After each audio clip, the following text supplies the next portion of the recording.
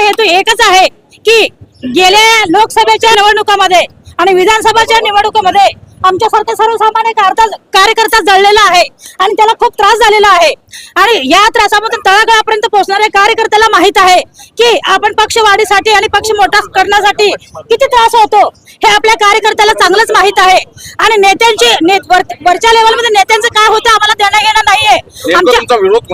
आम्हाला विरोध असा आहे की आयते कुणीतरी पक्ष प्रवेश करत असतील आणि आमच्या कार्यकर्त्यावरती असलेल्या कार्यकर्त्यावरती अन्याय होता कामा नये, कारण कसं आहे घुसखोरी हे खूप धोकादायक असू शकतो। पालकमंत्री असतील मुख्यमंत्री असतील यांनी घेतलेला निर्णय आहे ते देखील तुम्हाला मान्य नाहीये? नाही, एक कार्यकर्ता म्हणून मी बोलत आहे, मी कुठल्या नेत्याच्या विरोधात बोलत नाही आणि कुठल्या नेत्याच्या समर्थकातही बोलत नाहीये। मी एक भाजप कार्यकर्ता म्हणून बोलत आहे। माझ्या भाजप कार्यकर्त्यावरती अन्याय होता कामा नये आणि माझ्या भाजप कार्यकर्त्यावरती कुठल्याही कसं त्यांची जागा एकनिष्ठ आहे आणि एकनिष्ठांना न्याय देण्यात यावा आणि एकनिष्ठ कार्यकर्त्यासोबत सगळ्यांनी असावा।